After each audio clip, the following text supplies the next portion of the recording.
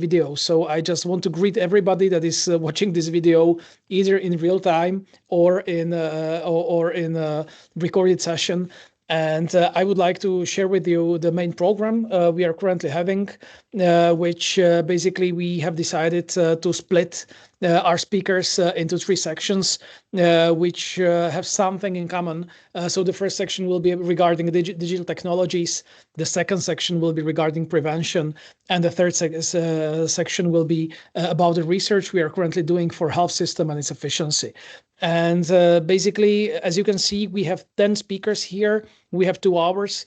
So basically, the main idea now is not to discuss the research ideas, but just to display what research is actually going on, what is the progress of the research, and what is the potential for cooperation. And if everybody is okay with this kind of organization, I think it would be nice to start. And the first subgroup of our group is a group led by Professor David Schmahel. And I would like to welcome him today. And it's always a pleasure to see you. And I would like to ask you whether you will be presenting your research or is it somebody from your team? Actually, more of us will present, but I think I will share the screen and we'll jump through the slides. Okay, basically we already see your slides, so the Yes. Microphone is yours. I'm muting myself, and you have your space. Okay, so thank you so much. It's my honor to present our research, and focus of our team is actually on digital technologies in a health context and how are digital technologies used by Czech people and Czech society in this context. Just a few words to the introduction. We don't know. We don't have many information about the usage of ICT and technology by Czech adults in the health context, and therefore we decided to carry out a survey on Czech adults 18 years and older, as we will show in the methodology. And actually, it's not only a Czech problem, but we recognized in our previous research that internationally there is surprisingly not enough information on representative samples about usage of technology in several contexts, which we will show later. In this survey, which we carried out in the fall 2023, we were focused on the topics such as online health information seeking and sources of online health information seeking, usage of mHealth applications, trust in online health information, health anxiety, cyberchondria, and also usage of artificial intelligence in health-related context.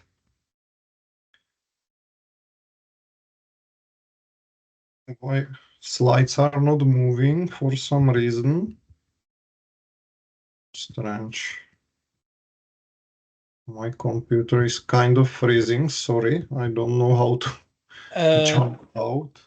David, for us, I think it's okay. I think I saw your slides moving. So can you try to move the slides okay, again? Now it's working. Okay. Sorry, I don't know what it was, but I just saw first slide for some reason. So we did a survey last autumn on a nationally representative sample of Czech adults. We got sample of 4,775 adults with 50% of women in the sample. The sample was actually 18 plus, and the oldest participant in the survey was 95 years old. The data collection was done by a professional research agency. We used quota sampling with equal distribution for gender and age, and the sample represents Czech households according to income, administrative region, and municipality size. In this session, we present 3 different articles which we are working on right now, and now I will Adela Švestkova will present about the next article focused on artificial intelligence. Thank you for the word. So we decided to focus on generative AI, such as ChatGPT, BART, Copilot, and these kinds of non-health focused general AI systems as a new source of health-related information. These sources seem to be quite promising. They have some benefits which are different from the classical websites, such as, for example, because the system leads you to a certain answer, it doesn't cause this chaos of Googling too many websites and being in a paralysis and unable to choose which source to trust. Also, some of the information seem to be quite relevant, or at least as relevant as a general health-related website. So it seems like it could be a new promising platform for health-related information. However, if this is going to be adopted or not is heavily determined by if the users will be willing to actually use it and to trust it. So in our study, we decided to focus on characteristics which are related to the trust towards health-related information from artificial intelligence, and also the willingness to use AI for such purposes. And we decided to split these information into wellness-related and illness-related purposes, which is something that we do in our approach to health-related information, because people can differ in how they approach information about illnesses, treatment, things like that, and wellness information, which include diet, exercise, or a healthy lifestyle as such. We decided to ground our study in technology acceptance model with the inclusion of the trust component, which is, in our perspective, quite interesting and important. And we decided to conceptualize the topic of perceived usefulness as health status, which should encourage people to seek information about health online, and health anxiety, which is a trait that makes online health information more salient and more interesting to seek. Also, we included e-health literacy as a component that could help people to better ease of use of the system. And also we decided to check the relationship between classical web-based online health information seeking and the willingness to use AI for these purposes, because these two channels could be complementary, and people who use one of the platforms should be also inclined to use the other one. And we decided to check trust, as I mentioned. Can I have the model, David, please? Yeah. So as you can see, we found that trust in medical information from artificial intelligence really is an important factor in the willingness to use AI for both kinds of health-related information. This trust is impacted by health anxiety, also by health status, and also by e-health literacy. Interestingly, these factors contribute mostly to the building of trust towards AI and do not affect the willingness directly.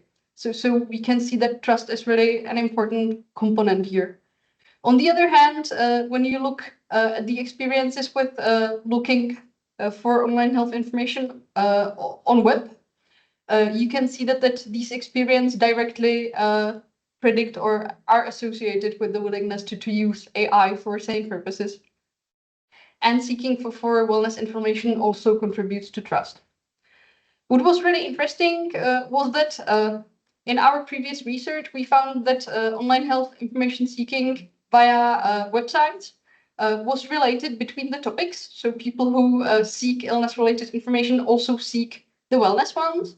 But these connections sort of disappear when you see the relationships across the platforms. So people who seek illness-related information on web do not necessarily use AI for wellness-related information, which is an interesting finding for us. Okay, thank you, Adi. I think we must, because of the time reason, we have to jump to another presenter now. What is Natalia Terchova? Mm-hmm. Thank you so much. I hope you can all hear me, just not, so that I know it's... It is okay. Perfect. Thank you so much. So I will just briefly follow on a concept that also Adela before me mentioned, which is the e-health literacy. which is something that I'm focusing on as part of my research. So just to give you a brief introduction, e-health literacy, we can understand it as some form of ability to find, also seek, and understand and evaluate health information that you can find online from various online sources. And ideally, this is followed by applying this knowledge to address or solve one's health problem. In the past, in researches that we have, the usually shortcoming was that this kind of broad scope of e-health literacy was usually treated as a uniform concept. So we were just referring to e-health literacy as this big bag full of all these domains. So what are we doing in our study currently is that we're looking at one specific domain, which is critical e-health literacy.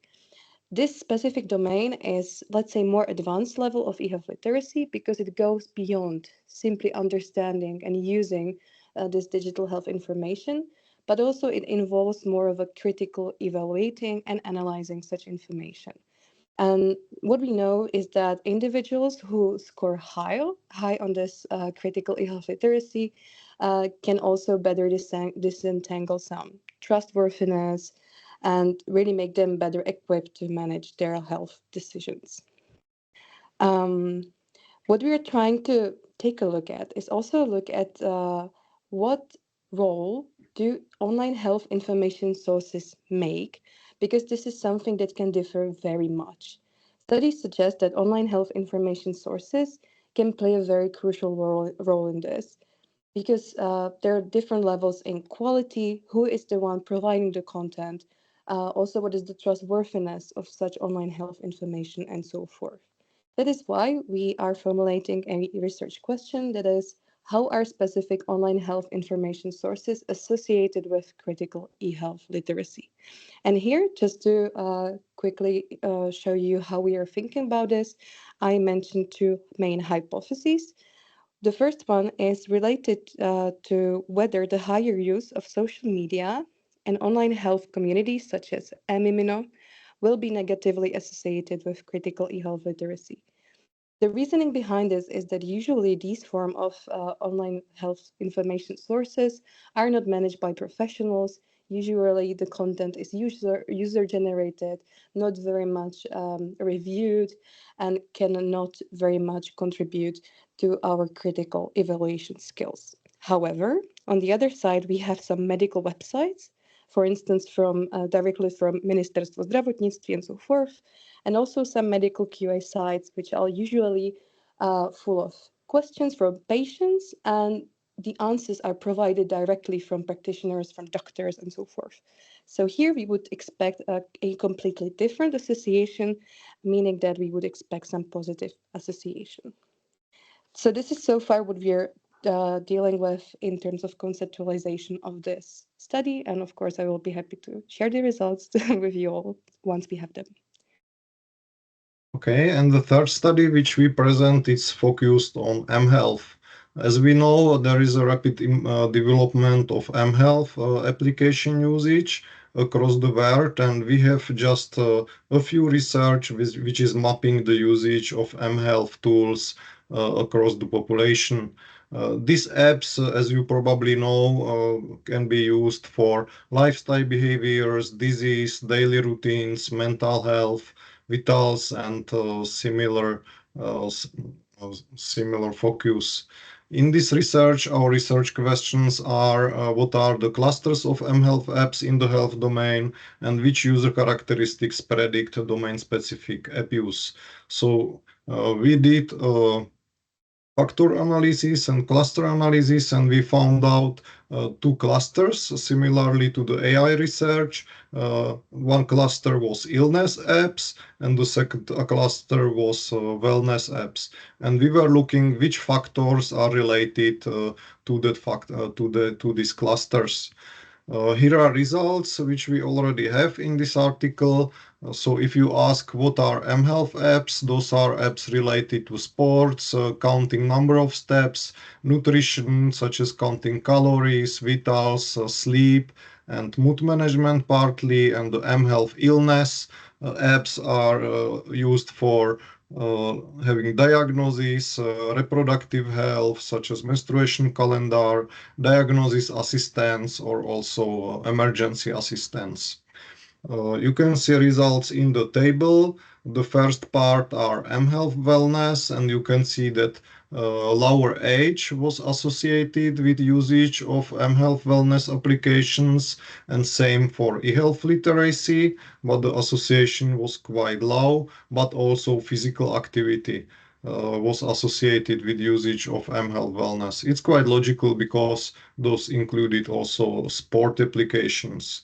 On the other hand, SNS is using social networking sites, active and passive, and usage of social networking sites for health purposes was not related to using apps. So it seems that it is something different, using mHealth apps or going to social networks.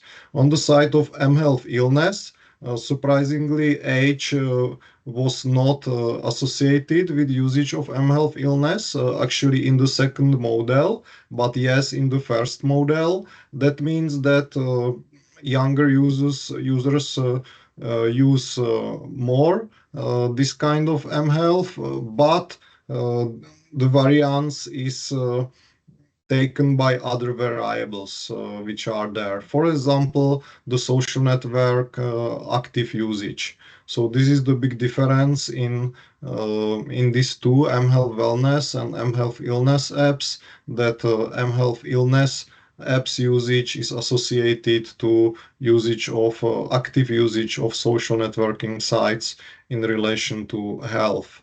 And also eating weight and shape concerns were related to usage of mHealth illness. So if I shall do some conclusions, there are quite big differences in usage of technology in health contexts among population. Mostly age matters. There are also age differences. Younger are using more, as we can expect, but it's not always like this. E-health literacy matters as well. We should differentiate in most of technologies the illness-related usage and wellness-related purposes of usage of technology. What is like this in both in mHealth use and also artificial intelligence usage. So for the future research, we will probably also look how people trust to different sources of health information, and we need also longitudinal research for the future. So that's all from our team. Sorry to being somewhat too long, and I stop sharing now. Okay, thank you very much for your presentation. I think I don't think it's a big problem if we do not stick directly to the schedule, but still we would like to so basically, just looking at the clock, I wouldn't like to close the discussion, but I think we have like space for maximum one important comment or remark or question. So would somebody like to give some kind of feedback? If not, then we will proceed to the next speaker, and the next speaker is Dr. Smrš, and I think he will be presenting on behalf of the broader team of experts from both Faculty of Medicine of Charles University, as well as the Academy of Science, the Department of State of Law. So, Ivo, the floor is yours. Okay, thank you. Hello, I will try to share the screen.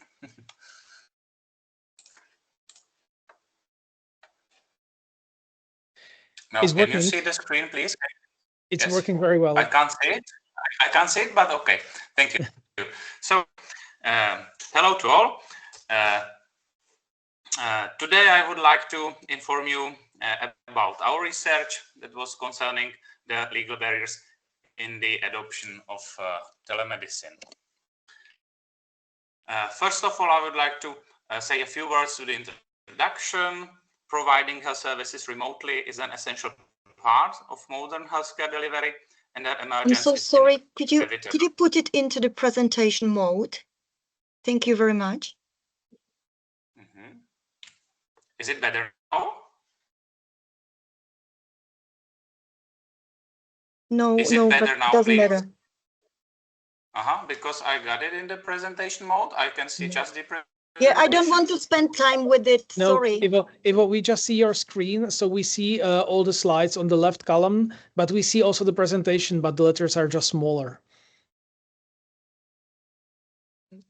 Aha, and now it's better. It's different. And Is now it it's now better. Now it's better. Yes, now it's a bit better. Okay. Okay, so could you now see the introduction slide? Yes, yes. Okay. So for the introduction, it is the emergence of remote health services is inevitable. So a clearly defined legal framework is necessary for their provision.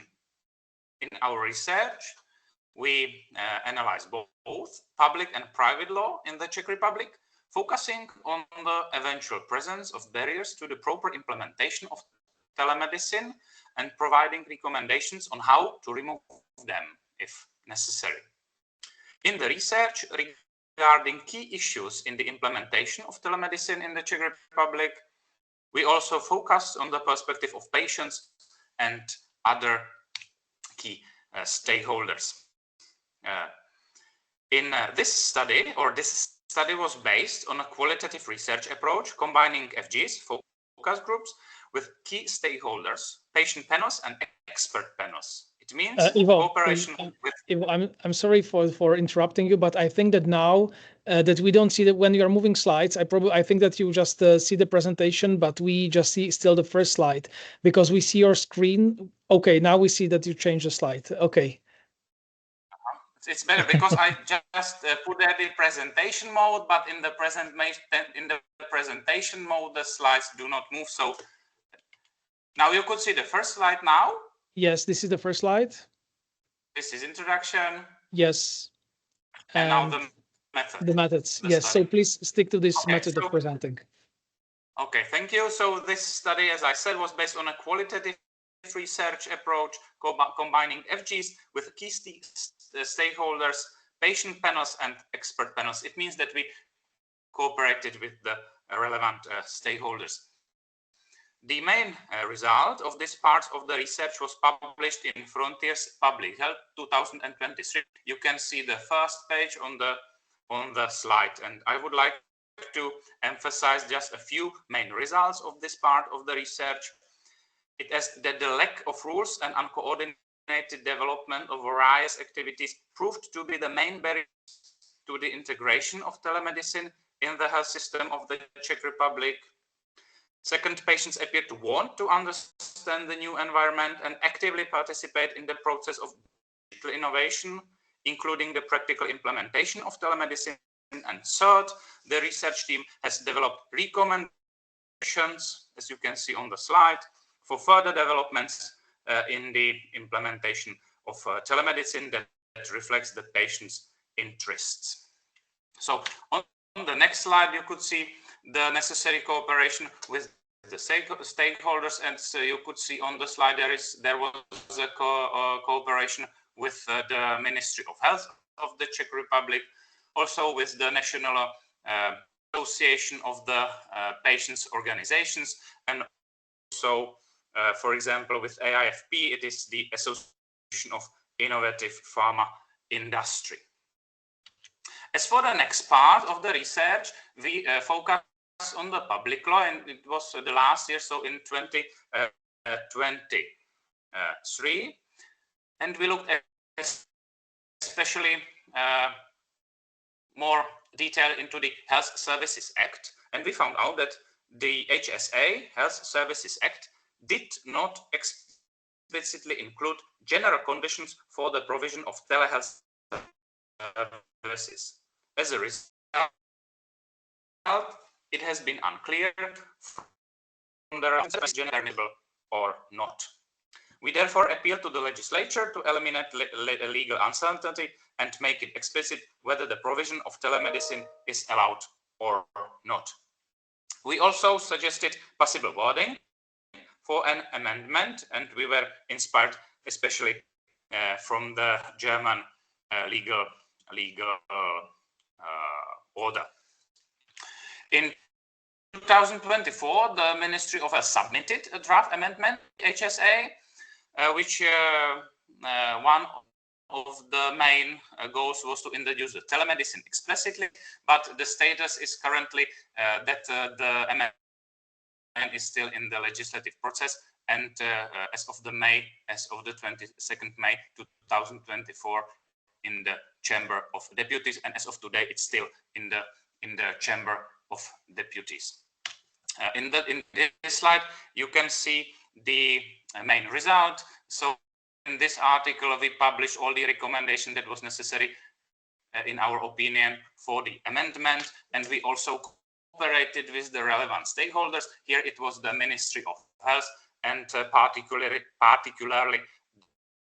the legal department of Ministry of Health that was preparing the wording of the amendment of HSA, particularly section 11C, which introduces and defines the telehealth or telemedicine health services. And the final part of the research, I would like to tell you something about, we looked at the private law and we analyzed how the remote provision of health services modifies the classic elements of the private law relationship between doctor and patient, and whether these modifications can constitute a barrier to the implementation of telemedicine. We also outlined possible solutions to these issues. I would not now describe the conclusions because of the time, so I will skip to the slide which presents the main result, and it's this article in Lawyer. So you can see the first page of the article, and also in this part of the research we cooperated with the relevant stakeholders. Mainly it was a dissemination of knowledge, so we participated with General Health Insurance Company of the Czech Republic, also with the Czech Medical Association of Jan Evangelista Purkyně, and with Charles University, Czech Academy of Sciences, and the Masaryk University as well, but it is obvious. So I would like to conclude my presentation with two final remarks. For the further development of telemedicine, the development of a state-coordinated strategy involving all key stakeholders and also the implementation plan is crucial. And what we have to do, we have to protect the rights and legitimate interests, not only of patients, but also of doctors, and not to create a barrier to the provision of healthcare instead of better access to it. So thank you for your attention, and now I will give the word back to Michael. Okay, Ivo, thank you very much. Could you please stop sharing your screen? Okay, and again, it's always nice to see that the results are linked with the actual activities of stakeholders, and that your research was actually connected. It's always nice to see legal research connected to the drafting of actual law that has high chance of succeeding, and hopefully we'll see the law come into fruition by the end of this year. So thank you very much for that. Are there any comments or remarks? If not, then I'm in a quite unusual situation, because now I will be basically sharing my own slides, and I'm giving floor to myself. And basically, I would like just to quickly conclude that basically when we spoke about the digital technologies, we had two main plans of research. One strategical plan of research or complex plan of research activities was designed by Professor Schmahel. The other plan, other concept was designed by my colleagues from the Academy of Science and colleagues from the Charles University. It turned out that during past year, we had quite a lot of connections, we as researchers, with authorities and stakeholders that also had some interests in partial research in digital technologies in healthcare. And I would like just to emphasize a little bit of opportunistic research we did in the fields of digital technology, because we had an opportunity to have a small insights into the use of digital technology as a facilitator or barrier to healthcare. We also had some conferences and preliminary research on how the digital technology can serve as a tool to increase efficiency. And we also had some debate with research teams that were quite unsure how the digital technology can be facilitator of research in the fields of healthcare. And of course, there is always present risk of use of digital technology to other fundamental values and human rights.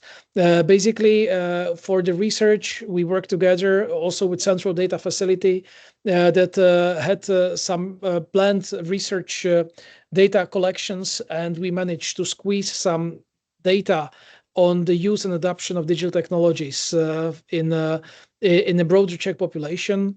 We had some contacts with the Ministry of Interior and Digital Information Agency, which consulted our researcher Jakub Míšek from the Faculty of Law at Masaryk University in drafting our currently open access strategy and basically governmental open data strategy. We contacted quite a few research institutions and healthcare providers, and we joined a rescue project, which is a whole European Horizon project on stroke management care, where we are giving some kind of feedback and we are trying to design a new databases that would help with management of stroke patient care.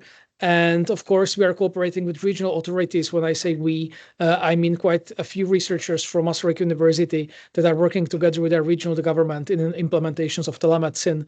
I can mention Professor Pokorna, who is the leader of the team of adoption of digital technologies in South Moravian region. And this is also important.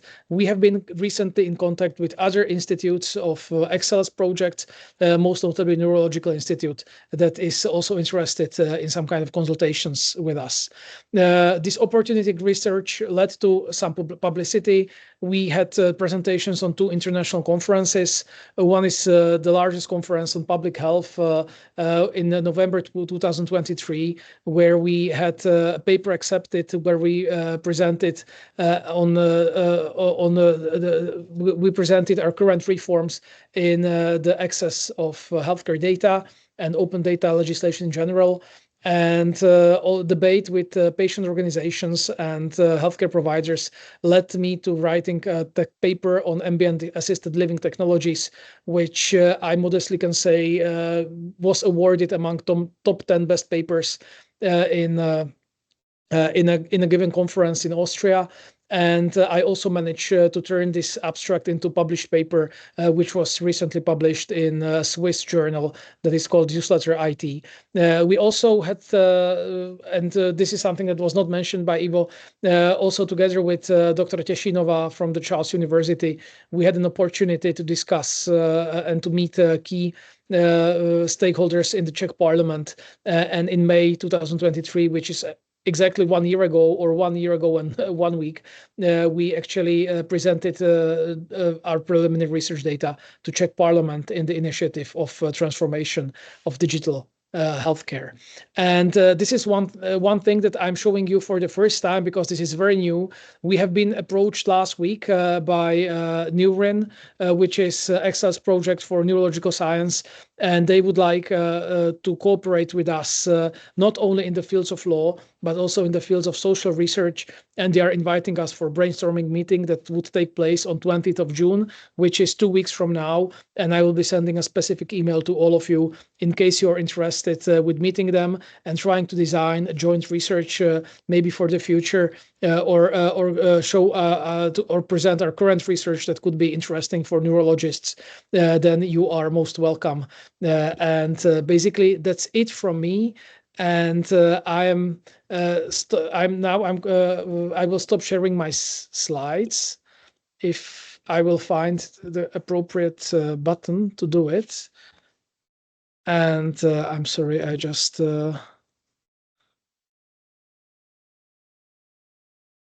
It's interesting that I can share something else, but I could not stop sharing. Okay, so I hope now that I stopped sharing and I'm giving my floor back to me. So if there is any feedback or comments you would like to mention to me or to my two previous speakers, now it's a good opportunity, because then we will move into our second block, which... Okay, thank you, Andrea. Thank you. So basically,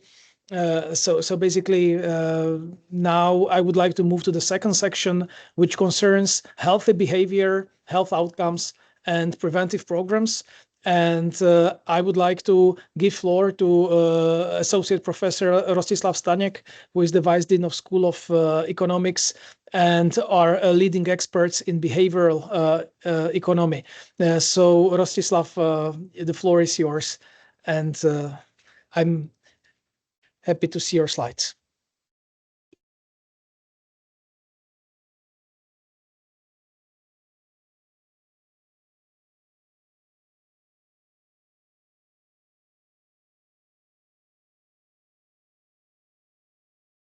Okay, Rostě, we see your slides, but I'm not sure we hear you. If you are... I think that the colleague has switched off microphone. Yeah. So now it works. So hello again. Yeah. So I share my slides. So I will try to stick with my 10 minutes. I'm afraid I cannot speak so quickly as Michal did, but yeah. So what we are doing in the research in the SYRI project. So we are focusing on behavior factors that might determine the healthcare consumption in general, and we are focusing more on preventive health screening program, because there is a lot of value added if people participate on these preventive screening programs. But there are some tracks of the research that are more general. So what do we mean by these behavioral factors?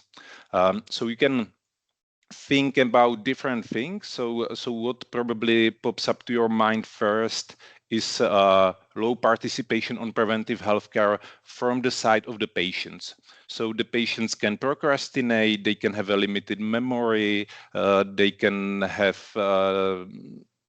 bad informations. There can be a lot of different reasons why they do. We can see from a social perspective a bad decision, and they don't attend on these preventive health screening programs, and then it has a consequences not only for their own health but also for social costs. But this is like not the only factor. You can also think about some supply side factors, the factors that are on the side of the doctors or more generally providers of the healthcare. So you can think, for example, that some vulnerable groups face higher access costs to the healthcare. You can even say that some groups can be discriminated when they want to access the healthcare. Yeah, and lastly, we can think about some lifestyle effects, like in general, that the people have some lifestyle that determine how much healthcare they need.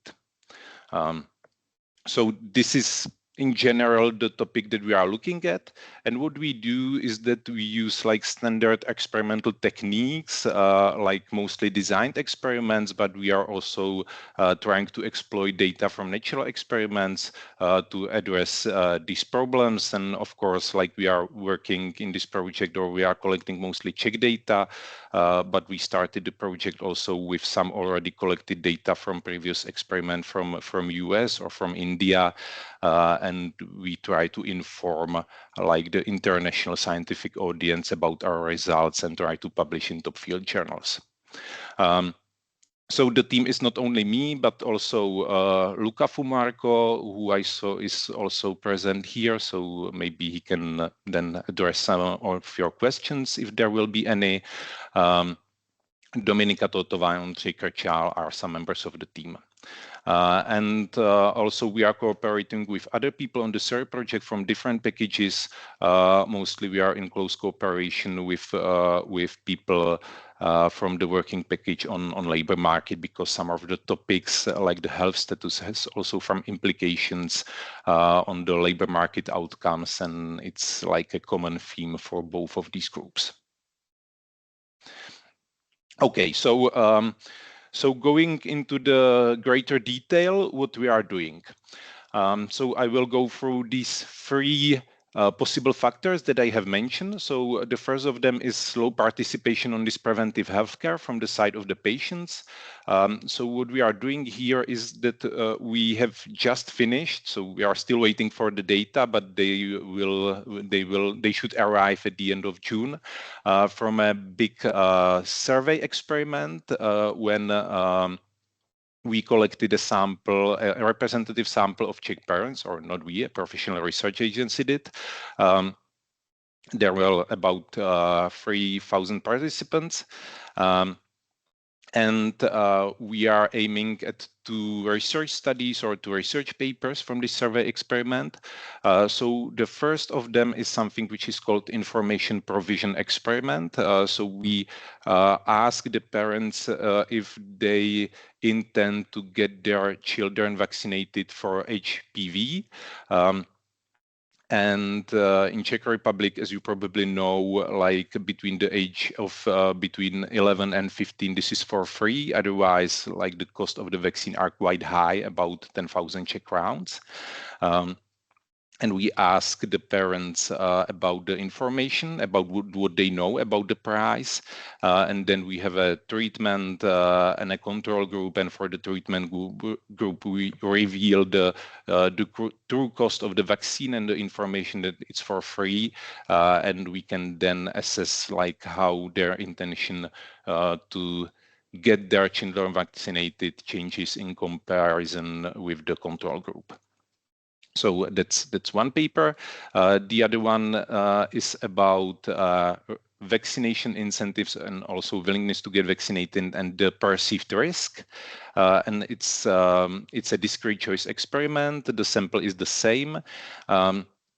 And the basic idea behind this paper is that if you think about vaccination and that some proportion of the population is already vaccinated, then the higher is the proportion of people who are vaccinated, the lower are the risk for the rest.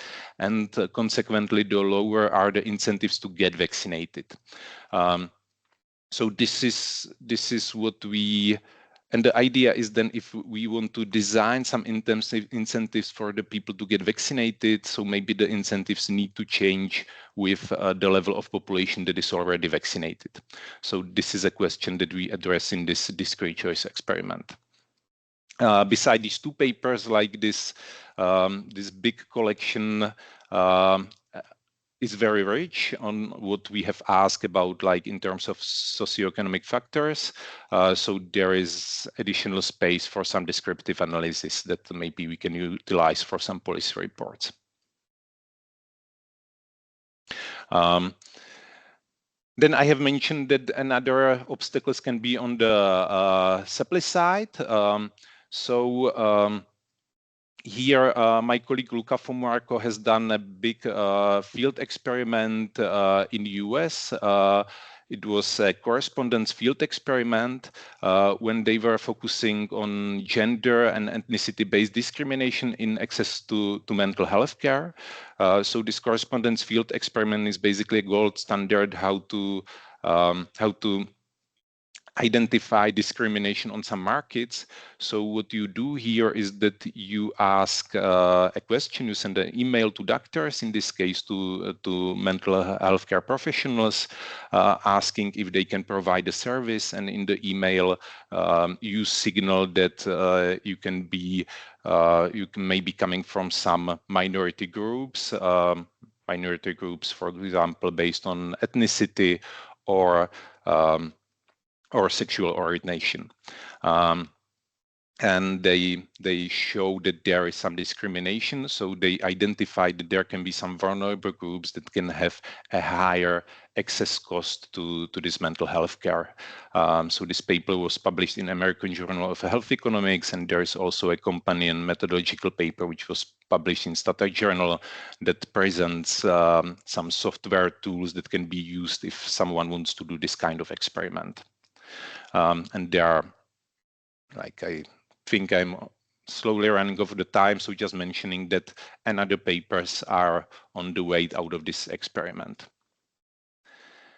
And the third factor that that we are looking at, so this is something like a little bit side project here, which was not meant from the beginning, but of course the research ideas evolve. So Dominika Totova, our colleague, is looking at the effects of mobility behavior on children health outcomes.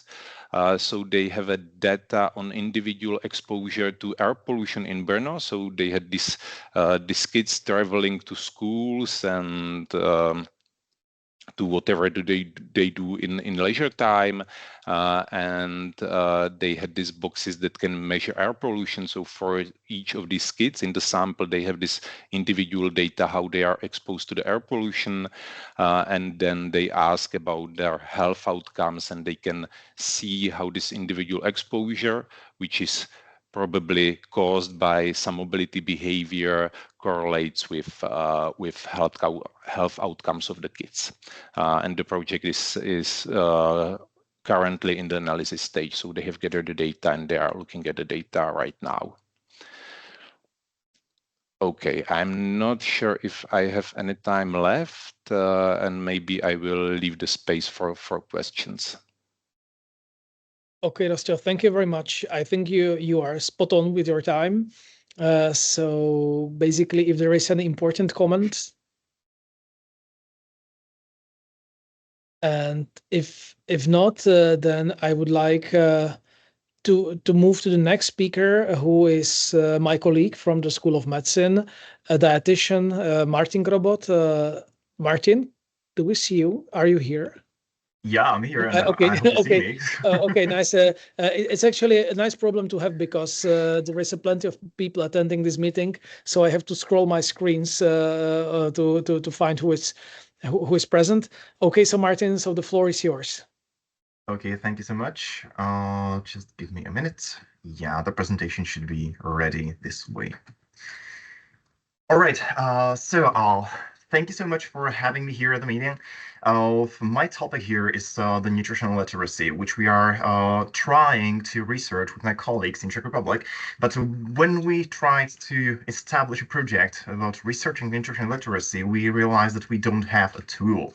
So we just took a step back and we decided that we would develop a tool which would be generally usable as a tool to measure nutritional literacy. Work. Great. Nutritional literacy, as my colleague in the first lecture mentioned, the definition of literacy is simply the same. It's we are trying to acquire, understand, and apply some kind of information in our daily decisions.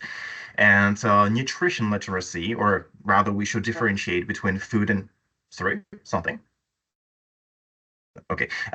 between food and nutrition literacy, because food literacy is more focused on how we choose our food, how we plan our food or our diet, and how are we able to preserve the food and handle the food. Whereas nutrition literacy is more focused on our knowledge about nutrients and about applying this knowledge to our food choice. When we have a look worldwide, we don't currently have any complete data on nutrition literacy. So that means that we have several tools currently existing, which are used in different studies, but these data are completely incomparable because we don't have a tool which wouldn't be discriminating in some kind or is in some point of view. And in Czech Republic, the situation is even worse because we have never had any research concerning nutritional literacy. Some tiny bits are there from the National Institute of Public Health, but generally they haven't ever used an invalidated tool which would be used somewhere else to be able to say, hey, Czech Republic is in this situation concerning nutrition literacy. For the assessment, we currently have in the world around 24 different tools which are being used. When you have a look at the health literacy toolshed, we can find several of these different scales or instruments which could be used, but their problem is they are geographically specific. So they are containing, for example, some specified foods which are not common in other countries or in other continents. They are focused on different cultures. They have questions regarding different customs, dietary habits. And one of the biggest problems is that they were created in environments with different legislation. So, for example, newest vital sign, which is very frequently used in different studies, where you have the label of an ice cream and you are asked several questions about the label, uses labels from USA. So, for example, this one of the most frequent tools isn't usable in Europe because we are using completely different legislation for food labeling. So why did we decide to create a new tool? We decided that when we are working or putting the effort into developing a new tool, we would develop a tool which would be geographically and culturally independent. So that means that we wouldn't ask for any foods which aren't common in other parts of the world. We wouldn't ask for anything which would have something in common with food labeling, which is different in other parts of the world. This would make this tool usable internationally, which would allow us for data comparison, which is something which we miss in the area of nutritional literacy currently. And last but not least, we would like to test the literacy, but not the knowledge. The knowledge, like the separate part of information which that person has in their brain, isn't equal to literacy. And many tools which are proclaiming themselves as measuring literacy are currently measuring just knowledge, not the literacy. This is the reason why we developed FANCY, which means Food and Nutrition Literacy Survey, and we want it to be fancy, so that's the reason for the abbreviation. We were inspired by Health Literacy Survey, which is currently used throughout Europe. And the type of the questions which it uses, if you are not familiar, but I suppose you are, is that how easy would you say it is to, and then the issues which we are trying to measure. This is a completely different style of asking, apart from the other tools which are currently available.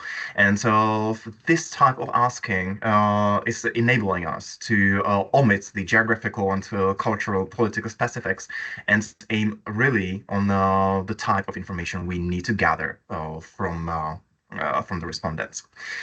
When we started to develop FANCY, we grabbed a framework of food literacy from Rosas, which comes from a huge and comprehensive research made in 2020. And so we are focusing on 4 domains, which are in the center of the circle, which are cooking skills, preserving and analyzing, choice and acquisition, and searching and planning.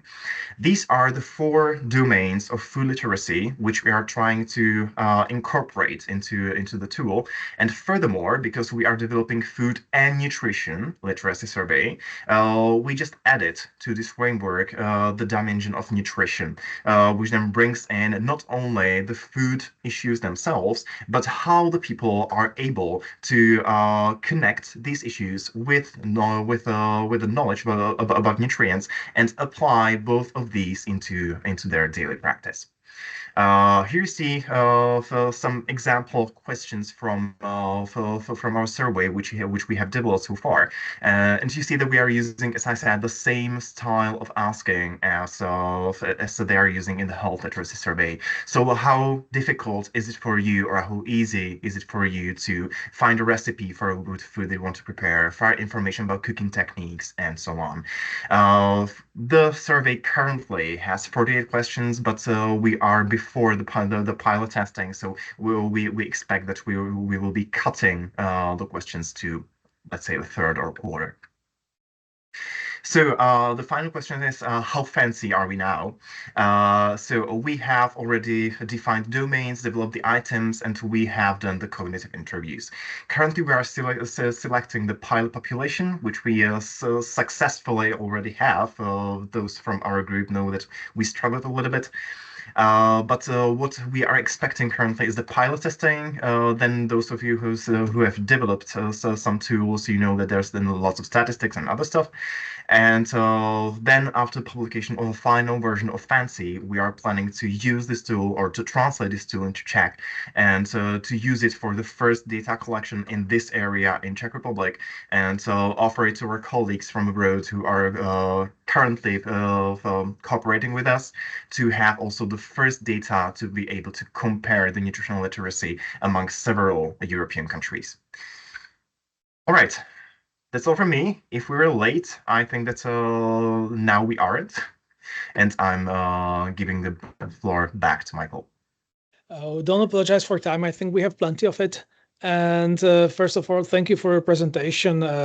Listening to your presentation, it's quite easy to forget that Martin is actually one of the most junior member of the SYRI team. And basically, I would say it would be impressive for every researcher. And for junior researcher, it's twice impressive to present such complex and well thought out project. I think that the older researchers would not even attempt to start it. So thank you very much for that. Andrea. Thank you. I'm so sorry. It was just a mistake because I have some problem with my mouse. Sorry. Okay. No question. Just congratulations to Martin and to you, Michael, as you have this kind of colleagues around you. And when we speak about junior researchers from the School of Medicine, Martin, did you want to react? No, just thank you. And speaking about the junior researcher from the School of Medicine, the second researcher who started with us as a junior researcher, and I don't think that many of us would consider him junior researcher today, is Dr. Oborový, and he will present us his research on social and political determinants of COVID vaccine hesitancy. Right, so thank you, Dr. Krushik, for the introduction, and I will try to be on time with the presentation today because this is my third time to do this one. Okay, so as we say that we will talk about vaccine hesitancy, and as an overview for the problem, vaccine hesitancy is seen as one of the top 10 threats to global health. This was published in 2019 with the new 5-year strategic plan of the World Health Organization. The definition or the working definition we have today for vaccine hesitancy is that it's a delay in acceptance or refusal of vaccination despite the availability of vaccination services. And in fact, if you look at the history of vaccine hesitancy, we can see that it's really old. Actually, it's deeply rooted within the history of vaccination itself. So Edward Jenner, who invented the first ever vaccine, which was a smallpox vaccine, was challenged or faced by this problem. And it came surprisingly from scientific communities and medical communities, and then it migrated to the public. These are just pictures and a few excerpts from figures that were famous at the time when vaccines were heavily attacked. But today we are probably in better position in terms of scientific evidence that supports vaccine effectiveness and safety, but still the problem, as you can imagine, existing. So if you look at the current status in the Czech Republic, we can see that there is a gradual decline in vaccination uptake rates for almost most of vaccines or all vaccines that is recommended in the country. These are figures for polio vaccine and DTB, the diphtheria, tetanus, and pertussis vaccine. And also for adult vaccines, you can see that the Czech Republic is one of the least countries in the European Union in terms of seasonal influenza vaccine coverage. Actually, it's half or almost half of the European average. So this is really a serious issue here. And if you look at probable or possible causes of this problem, one of the explanations may come from our doctors, because if you look at the State of Vaccine Confidence report that was published a couple of years ago, we can see that Czech doctors were unfortunately one of the least in Europe to recommend vaccines for their patients. But of course, I will not stay here to blame doctors, but I will try to expand a little bit the horizon to look at the systemic triggers for this issue. We just need to remember that vaccine hesitancy is a dynamic concept, which means that it can vary from time to time, from person to another in the same subgroup. One person can have hesitancy toward X vaccine, but other vaccines they can trust or they can take like without restrictions. So yeah, I mean, this is really dynamic, as you can see. And if we would like to use some reductive or simplistic approach to this problem, we can easily blame anti-vaxxer. And here in Czech Republic, we have some of these organized groups, but still, I'm, as I said, not in favor of choosing these simplistic explanations. So yeah, this research that we did in last spring aim to see what are the triggers for vaccine uptake or refusal or like not taking among the adult population in the Czech Republic. So this is a model. Simply, we assume that demographic characteristics can affect access to healthcare, medical history or medical anamnesis of the participants, and their societal and political views. These domains can have some influence on the psychological incidence of vaccination, and very soon I will explain what are the 5C or the incidence of vaccination, and also the vaccine literacy as a predictor of vaccine uptake. Looking at the sample characteristics, we can see that our sample was equally distributed among genders, like males and females. The other demographic characteristics aim to reflect the national characteristics, I mean, for the national general population. So more or less, we try to be similar to the general population because we wanted to have a representative sample. When we look at access to healthcare, for example, we can see that almost everyone is registered with a GP. However, there was a 10%, almost 10% of gap for registration with dentists and gynecologists, and the reasons for this lack of registration was either personal or systemic, related to the capacity constraints. When we asked about medical anamnesis, we found out that most of participants were satisfied with their health. However, more than half of them had at least one non-communicable disease.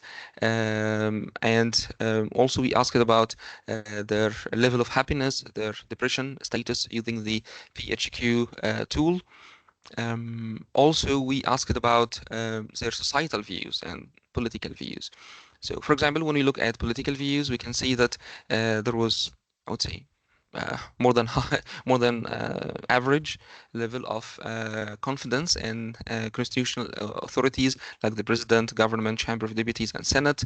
We also asked some questions related to their political opinions, related to freedom of speech and governmental integrity and transparency. I also show these associations with the vaccine decision. Also, we asked about attitudes toward foreigners because we assume that this can somehow contribute to their openness to receive vaccines to some degree. And okay, now I will talk about the psychological incidence of vaccination. This is a model that was based on the 3C. So the 3C was proposed by WHO SAGE group of experts in immunization. It includes initially confidence, complacency, constraints, but today the 5C expanded to include calculation and collective responsibility. So just to give a working definition for each of the 5C, confidence is the level of trust in vaccine effectiveness, safety, and the systems that deliver vaccines. Complacency is the low perceived risk of the infection, which is coupled with low perceived benefit of immunization. Constraints is on the other side, or the same side as well, is a barrier because it's the psychological or the physical barriers to get vaccinated. Calculation is extensive research for information to weigh the pros and cons of the vaccination decision. And this domain specifically can vary across different population groups. Like in some studies, we can see that it's a barrier for vaccination. In other studies, it's seen as a promoter for vaccination. And this pretty much depends on the quality of available information to some degree. And finally, collective responsibility. Okay. So I I will show the associations later on. Digital vaccine literacy was a simple tool aimed to see or aim to understand, sorry, to measure the level of understanding, trust appraisal, and application of vaccine-related information that is available online. And finally, the outcome variable was the vaccine uptake status itself. So more than 1/5 of the population or the sample was unvaccinated, and this was dichotomized as the unvaccinated group, or like the anti-vaxxer, so not the anti-vaxxer, so the vaccine hesitant group. The others received at least 1 dose, so we assume that they are not vaccine hesitant, and yeah, this was the other characteristics about, or the other statistics about their vaccine uptake. Okay, now I will present the inferential results, or the inferential statistics results. The first predictor was gender, and we can see that females were unfortunately more unvaccinated compared to males. Older adults were more vaccinated, which makes sense because the vaccine was deemed available for them at the beginning of immunization campaigns. Having higher education, like university graduates, was also associated with higher odds of getting vaccinated. Cohabitation, or living with a partner, didn't have any impact at all. And having 1 child was actually associated with lower odds for getting vaccinated. So maybe this can be explained with the same like strategies that we just referred to, that at the beginning the vaccine was not recommended to children, and so parents are understood to be also careful for their children's health, so they were somehow triggered to be hesitant at the beginning, or maybe this continued with them. Okay, when you look at access to healthcare parameters, we couldn't see any significant predictors. However, the registration or lack of registration basically with dentist was significantly associated with increased risk of being unvaccinated. And when we look at other general health status parameters, we can see that the health perception itself had a modest effect on the vaccine uptake decision. So this was positive modest effect. Suffering from a chronic illness had 1.7 times, odds ratio of getting vaccinated, and also this makes sense because the vaccination strategies we had prioritized people with NCDs at the beginning. Depression and happiness didn't have any impact, and this can be explained as emotional triggers of the vaccine decision, and this pretty much means that our population is more rational in making the vaccine decision. Here, the political and societal, the political predictors, the confidence in institutional, constitutional institutions was associated with more likelihood of getting vaccinated, and this is not unique here in Czech Republic. This is seen in most Western studies as well. The notion of freedom of speech that was restricted in the Czech Republic was also significantly associated with lower odds of being vaccinated. So those who have skepticism about the government performance would definitely be less confident, and this is the products of the health system, which is the vaccines in this case. The positive attitudes toward foreigners was also associated with higher odds of being vaccinated, and also for Ukrainian refugees. Confidence was expectedly associated with increased likelihood of being vaccinated.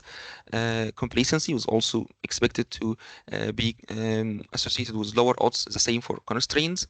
Here in Czech Republic, we found out that calculation was associated with lower odds, which pretty much mean that we have something with our information about vaccines that were available, and collective responsibility didn't have any impact at all on the vaccination decision.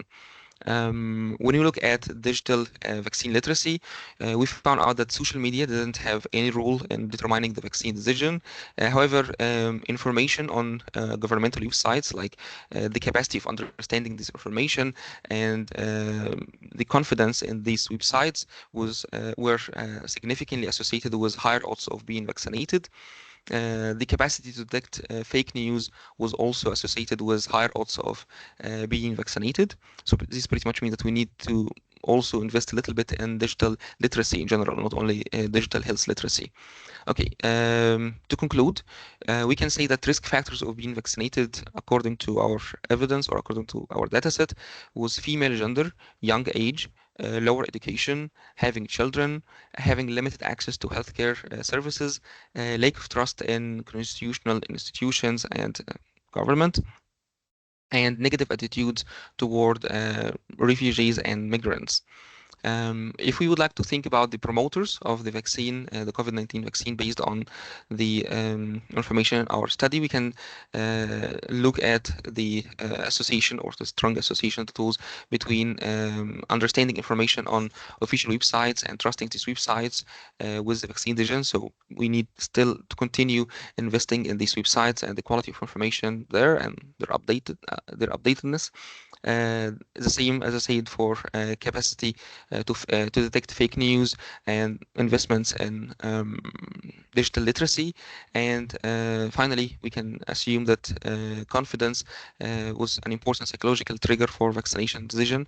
And this pretty much means that we need also to invest in this as well. Okay, these are the references for my presentation, and I would like to thank you. Okay, Abanup, thank you very much for your presentations. Are there any remarks? Okay, so basically, I think that we can conclude that we have. Oh, Jana, welcome. I'm very sorry. Do you hear me? Yes, Yeah. yes, we hear you quite well. If possible, I do have one question to the author. I'm very sorry that I was late because I had a previous meeting, but I'm very interested in your presentation because we right now with my colleague within SYRI, we actually submitted an article on this vaccine hesitancy and factors predicting the vaccine hesitancy among Ukrainian refugees. And I was wondering, unfortunately, in the survey, we did not have attitudinal data. We have quite unique data on refugees, but we have mostly facts. So we cannot do what you did, but we used, and we were kind of surprised to find the insignificant impact of health-related factors. So my question is, if you did try this in your regression, if you had it in your data, because there are quite a lot of literature that, for example, serious diseases or some other like BMI and some high tension and some other factors, health-related factors, might also influence vaccine hesitancy or willingness to get vaccinated. So if you had this in your data, thank you. Yeah, we had the same, I would say, conclusions from our study, but I didn't have in the presentation here because this was based on univariate analysis. But for regression analysis, yes, I found that chronic illnesses was strongly associated with COVID vaccine uptake as well. Okay, thanks. And your article is published already, right? So it's possible to... Not yet. Not yet. We are working on it at the moment. Okay, thanks. Thank you. Maybe if somebody doesn't know Jana, Jana is a guest and she's from the Central Research Facility and from the Sociological Department of Czech Academy of Science, if I am not mistaken. And actually the data that Abanup was presenting his research on, basically those data was collected by Central Data Authority Facility, or maybe even Central Data Authority now. So thank you very much for your cooperation. I think this research wouldn't be possible without input. And actually, I think Jana was actually involved in planning the collection of data. So it's nice that you two could link up. I'm not sure if you met, if you know each other. So this is Abanup, this is Jana, and we can move to another section, another topic, which I think for now we are closing the section of prevention and healthy behaviors. And now we are moving to the final section, which I called Health System and its Efficiency, because that's coincidentally also the name of our whole project package. So basically, all our contributions should lead to the conclusions regarding the efficiency of health and healthcare system. And I would like to give a floor to our colleagues from Charles University, which I can say that we have been cooperating quite a lot in the past year, and it was always a pleasure. So I would like to give floor to Elena Tulupova and Karolina Dobiashova, who will also speak about the access to healthcare for migrants from Ukraine. So the floor is yours. Thank you so much. Good afternoon, dear colleagues. Can you see our presentation, the first slide Yes, for now? It works perfectly. Thank you. Thank you so much. My name is Elena Tulupova, and here with me is Dr. Karolina Dobiashova. We are from the team of Institute of Public Health and Medical Law, First Faculty of Medicine. Our team is led by Dr. Yolana Kopsatishinova, and later you will hear another presentation from our team as well.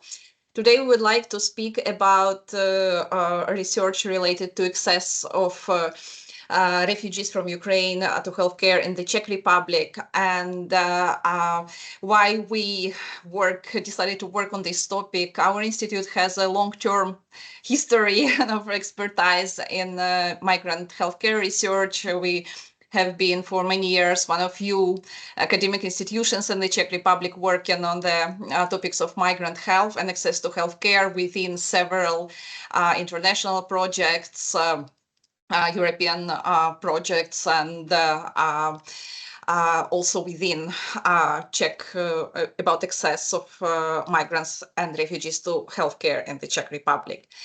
And this research, what we are speaking about related to access to healthcare for Ukrainian refugees in the Czech Republic, was aimed to identify main barriers in access, and we selected the qualitative research approach since the topic was not so well studied by that time. And we used a combination of semi-structured interviews and focus groups. And our target group, our sample was collected among Czech doctors, mostly frontline doctors and nurses, as well as intercultural workers who accompany Ukrainian refugees within Czech healthcare system. And so basically it was quite early after beginning of the war in Ukraine. It was September 2022, and basically continued till this moment. And we used purposive sampling method to select our informants, used thematic coding for data analysis. And here we will not speak in details about results. The important thing I also wanted to mention that this research was carried out in collaboration with team of led by Dr. Kostik from Masaryk University. So, and we hope to continue collaboration in these topics as well. So that I will show you a few publications where you can know more about barriers we identified in access of Ukrainian refugees to healthcare services. However, both healthcare professionals and intercultural workers identified communication barriers as main ones. So it's not only language, it's more wide. But basically, we concluded from that communication is really the topic of interest. So currently, we continue investigating communicative health literacy of Ukrainian refugees. And in the research, we would like to compare it with communicative health literacy of the Czech population. Basically, we also, as some of colleagues who they mentioned, European Health Literacy Population Survey, in the Czech Republic, which had been conducted in 2020. And currently, the data collection is taking place within the panel of Ukraine, 7-wave, led by Academy of Science, and we have colleagues here from this panel. And actually, we will not speak about results so far because data analysis have been just started. But even from very preliminary and results, we could see that there is a substantial difference in communicative health literacy of Ukrainian refugees, and it's definitely the topic of interest in future for our healthcare system. Among outputs of our research which we presented was, of course, communication with professionals, with different stakeholders. In particular, we organized a workshop on availability of healthcare for war refugees from Ukraine. This workshop was organized in cooperation with Czech Medical Society and within European Public Health Week under the EUFA. So it also attracted a quite big range of stakeholders, not only from healthcare sector, but also from non-governmental organizations. So we think it is important to report results of our research to different important stakeholders. And so far we published or basically publishing several articles. In particular, it's 2 articles in Czech journals which are already available, and one of them in Časopis lékařů českých was reporting on physicians' experience of intercultural differences in communication with Ukrainian refugees. And another one is already accepted, is to be published in June 2024. It is basically about resilience of Czech healthcare system in response to arrival of Ukrainian born refugees. And there are 2 more manuscripts in the which are published or about to be published in international journals about it's more complex already, about experience not only health professionals but also intercultural mediators on communication with Ukrainian refugees and resilience of health system. We also reported our results on local, national and international conferences. And for example, in the International Conference of Global Conference of Public Health, we received the award of overall best presentation on our work. Also was attracted quite a lot of attention. So we believe this topic is important not only for Czech Republic, but also internationally. And of course, I think that's we always are eager to share results of our research with different stakeholders to find way to implement it into practice. And in particular, within this research, we were collaborating with member organizations of Consortium of Migrant Assistance in the Czech Republic, within Roundtable Women in Health in Migration, and also within European Sociological Association and their Roundtable of Public Sociology and Crisis, as well as in collaboration with Government Office of the Czech Republic. We presented our results in frames of revision of the strategy for gender equality of the Czech Republic in 2023. And among our current activities, we would also like to mention the research within the project Mental Health and Psychosocial Support for Disabled Refugees and Refugees with Oncological Diagnosis from Ukraine. This is the project in collaboration with non-governmental sector, with NGO Amiga, and it's supported and funded by World Health Organization country office in the Czech Republic.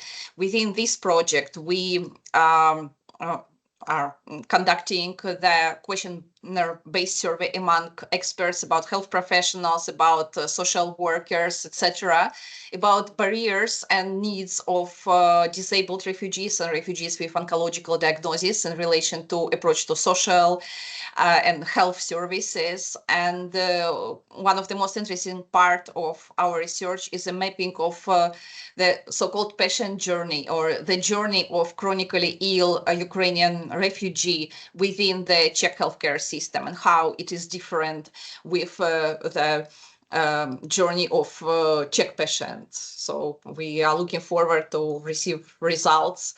And next, basically our perspectives in this relation, we would also like to compare these patient journeys of migrant patients or refugee patients and Czech patients with different chronic diseases within systems. And this is also done in very close collaboration with patient associations in the Czech Republic and migrant assisting non-governmental organizations in the Czech Republic. And we're also looking forward to present the first result in International Conference of Public Health, where we were invited as keynote speakers.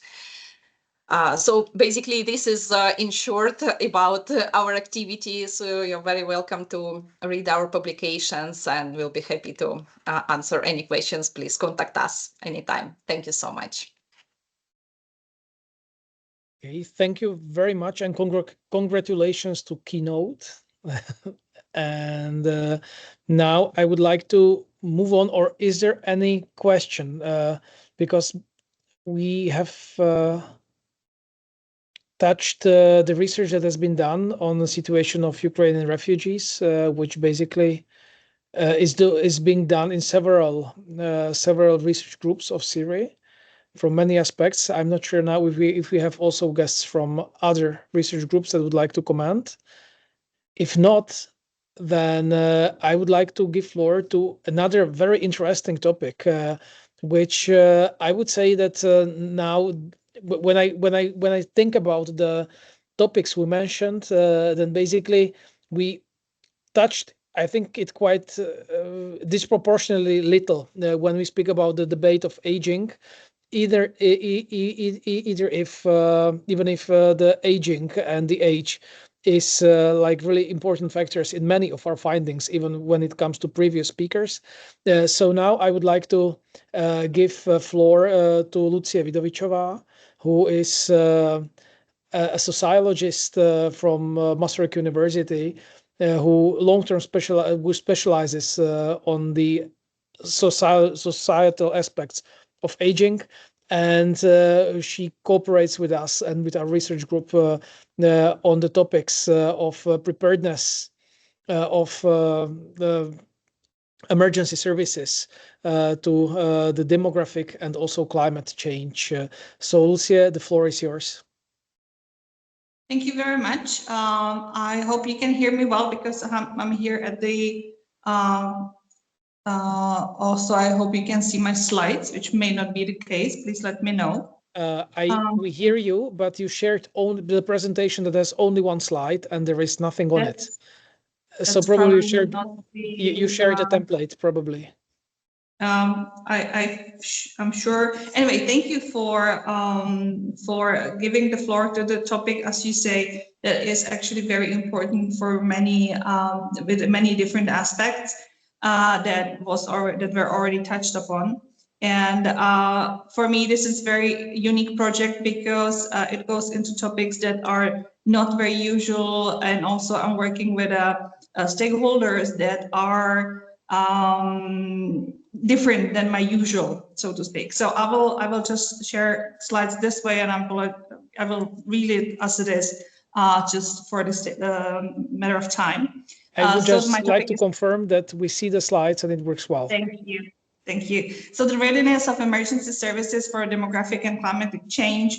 The idea why to work on this topic is quite long time recognized that older people are, in a sense, coal mine birds that first indicate that there's a problem within our societies, within how our nature is developing and what can we do about it. And the idea then is to really make it a policy issue, which was already taken up by international organizations such as United Nations, and it was addressed as a big issue of human rights, in which way we address the problems of older people or older persons in context of climate change and the challenges that older people are facing with the changes that is brought by the climate change. In many ways, also older persons are face of the crisis because if they're frail and socially isolated or homebound, they are becoming extremely vulnerable.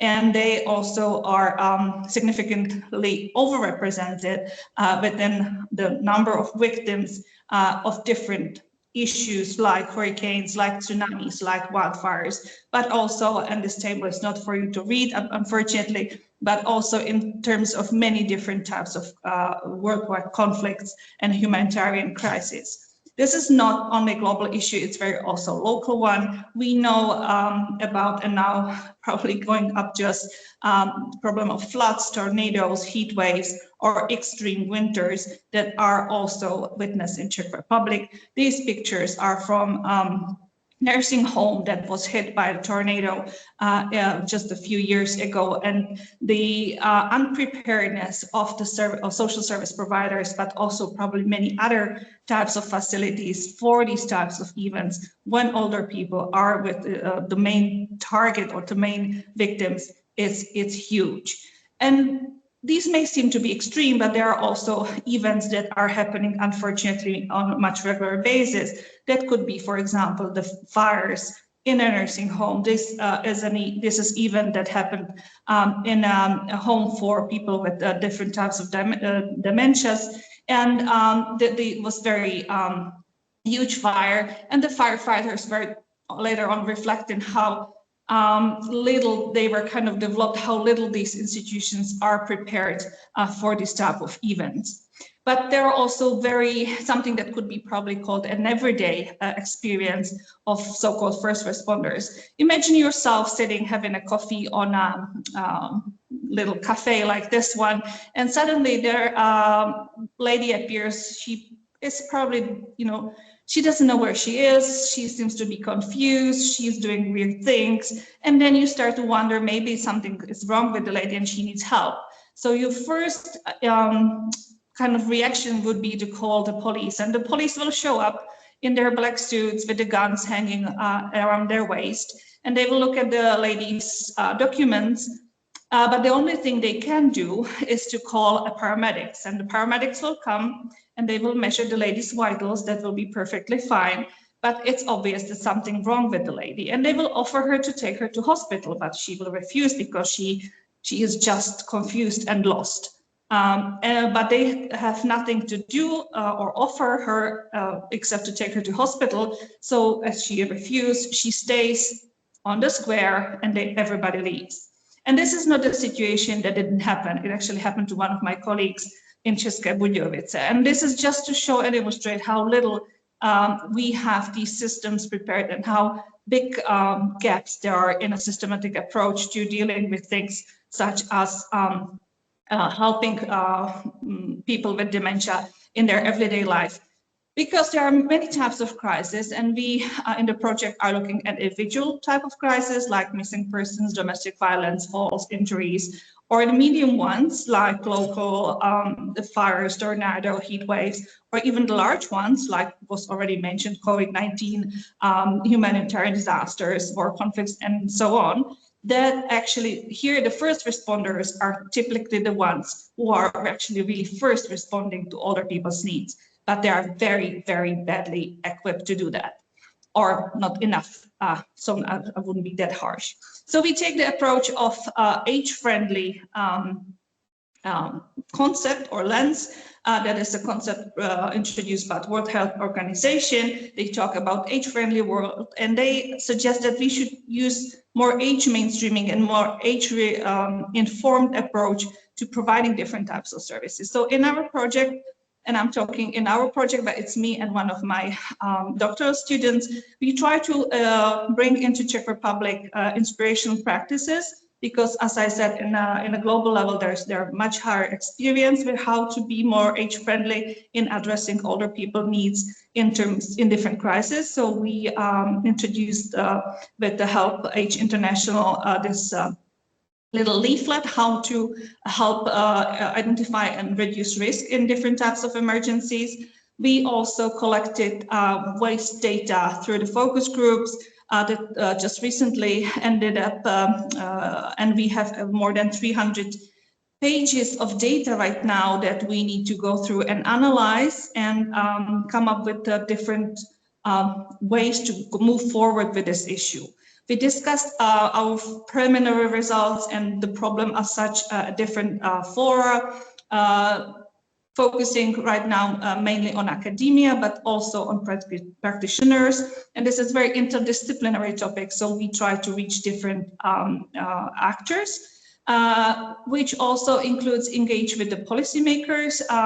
With my capacity of being part of different types of bodies, on the national level as a working group of the Ministry of Labour and Social Affairs on older persons' safety, where I act as a coordinator or as a chairperson of the Committee on the Rights of Older Persons, but also at the regional level, where, for example, for the South Moravian regional government, we have this working group with different providers of services in the crisis care for people with mental illness. And here we have a subgroup looking also at older people and how, again, police, paramedics, and all these different types of groups, how they kind of be better equipped to work with people, for example, with dementia or in some other types of crisis. And we try to speak about the project and the problems that are related to that with media, just to kind of start the debate. What is coming up for us in this project? We are preparing a scoping review that will look at the emergency management strategies. This will be presented at the Nordic Congress of Gerontology this summer. And I'm also visiting British Society of Gerontological Conference, where I will talk about the first results of the focus group analysis. I will here specifically look at this very kind of first and obvious data that look at the different paradoxes that there are in the narratives that first responders have. They are on one side very strong and ready, and they know that they should work from the position of dignity of the victims or the people they need to help to, but they are also a little bit ageist in their approach. So what can we do about that?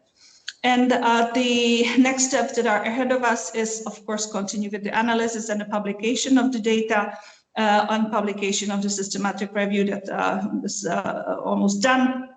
But we also want to engage with the new groups of stakeholders. So far, we haven't been very successful in reaching out to the, people who need to hear this in our opinion, I'm sorry. And we want to also continue with cultural adaptation of the user-relevant and policy-relevant publications to support the inspirational practice transfer, like this little leaflet that was produced by the American Red Cross, that's disaster preparedness, written by seniors for seniors, so to be also more age appropriate.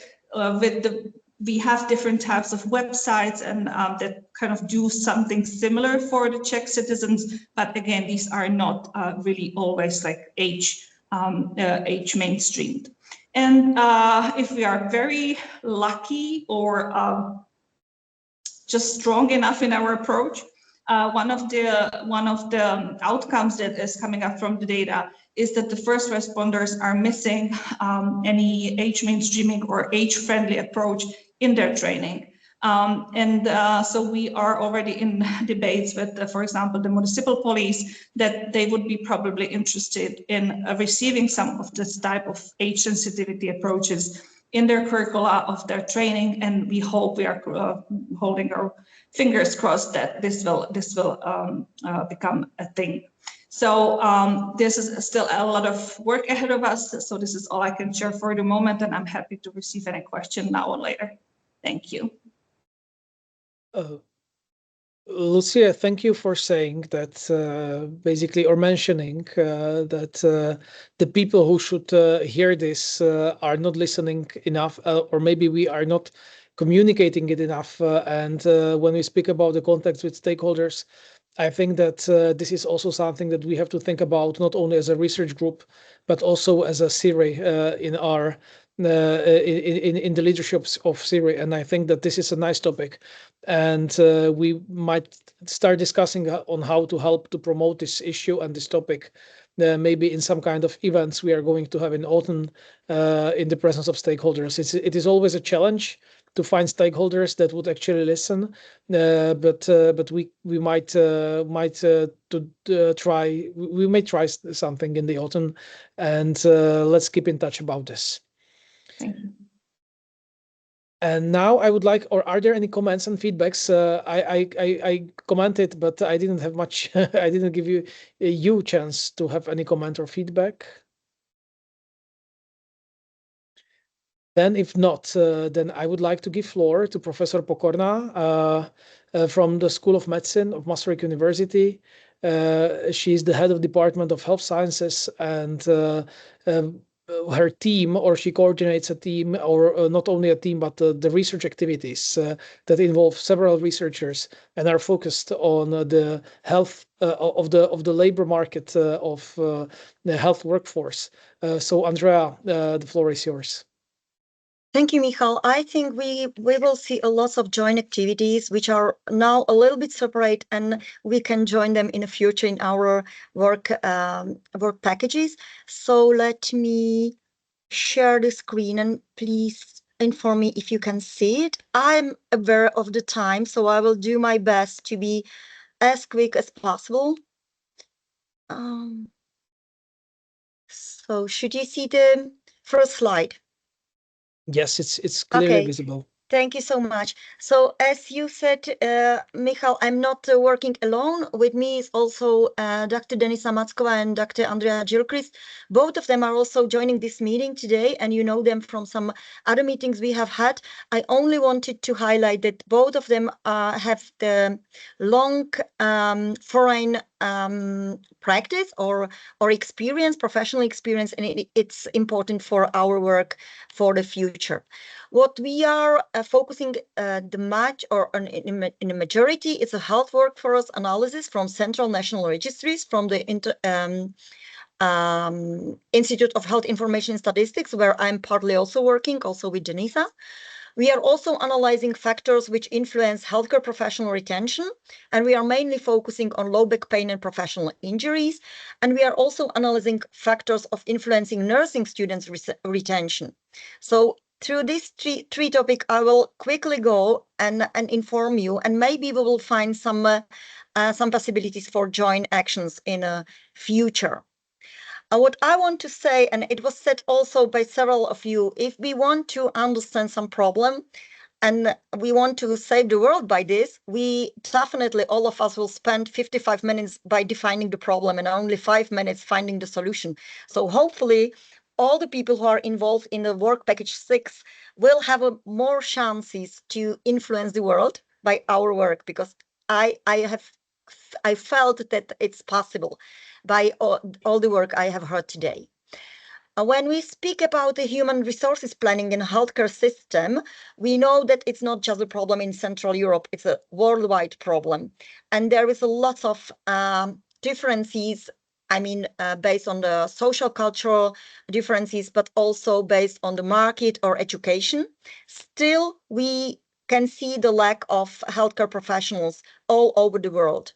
So it's a global problem. We can speak about the differences in education, but still we know that based on the technological involvement, not involvement, but the increasing of the technology in healthcare, there will be more and more important to have highly educated people. So we need to support universities and university education. And based on these informations, we can't be separated as the universities, but we have to definitely collaborate with Ministry of Health and Ministry of Education, and also regions, what we are doing, and I will present it. So the data actually point out at a fundamental lack of capacity in the non-medical healthcare professionals.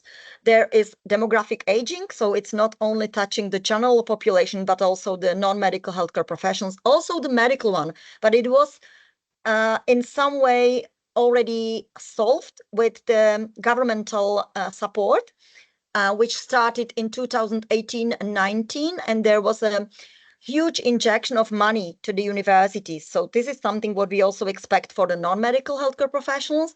There is expected increase in long-term morbidity, especially in patients or in people with diabetes. Also with some neurological diseases, as Lucy also mentioned, like Alzheimer's diseases, and also some cardiovascular and cancer diseases. So we expect that there will be more and more elderly people and less healthcare professionals who can take care of them or for them, who can care for them. And there is insufficient provision of community nursing care, which is close to this problem. So the problem related to the healthcare professional numbers is not about the absolute numbers of workers. It's, as I mentioned already, also related to demographic aging of staff, of course, and also of the trainers or teachers.